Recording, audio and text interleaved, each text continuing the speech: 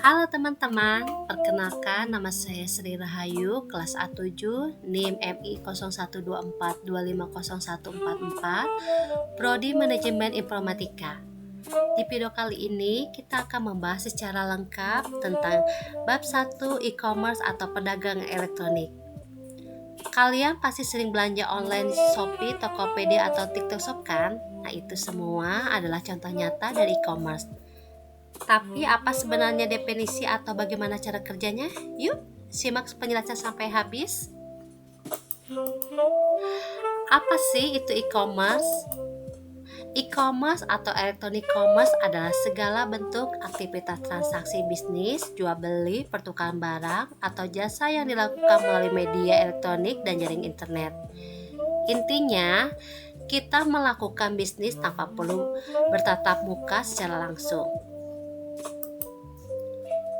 Menurut para ahli, sebagai internasional, pengertian e-commerce dibagi menjadi beberapa sudut pandang definisi menurut para ahli. 1. Kamus elektronik.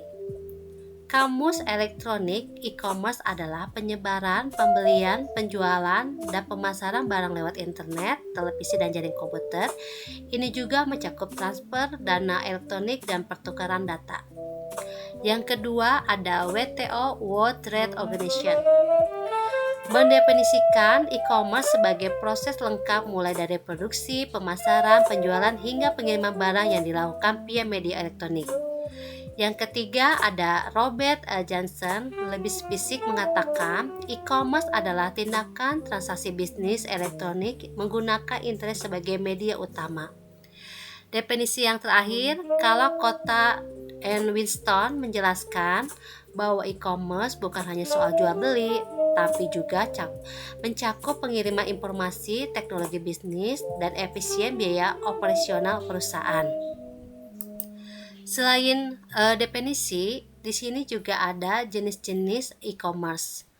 E-commerce itu tidak cuma satu jenis loh, ada beberapa model jenis yang umumnya digunakan. Yang pertama ada B2C, Business to Customer. Ini yang paling sering kita temui, perusahaan menjual produk langsung ke konsumen individu, contohnya seperti Tokopedia, Blibli, Apple Store. Yang kedua ada B2B, Business to Business. Transaksi antar perusahaan, misalkan pabrik tekstil menjual kain ke perusahaan konveksi secara online. Yang ketiga ada C2C, Customer to Customer. Orang perorangan bisa berjualan ke orang lain. Pelapornya hanya menyediakan tempat seperti Shopee, Lazada, dan OLX. Yang keempat ada C2B, Customer to Business. Individu menawarkan jasa atau produk ke perusahaan, contohnya seperti freelancer desainer grafis atau programmer yang menawarkan jasa di internet. Keunggulan dan manfaat e-commerce. Kenapa sekarang orang lebih suka bertransaksi lewat e-commerce? Di sini ada keunggulan dan manfaatnya. Yang pertama, praktis dan efisien. Manfaatnya bisa belanja kapan saja tanpa batas waktu.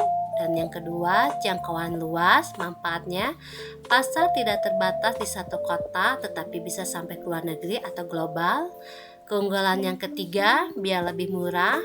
Manfaatnya, perusahaan tidak perlu menyewa ruko atau tempat fisik yang mahal. Keunggulan yang keempat, mudah dipantau. Manfaatnya, data transaksi dan stok barang bisa dikelola secara otomatis dan digital.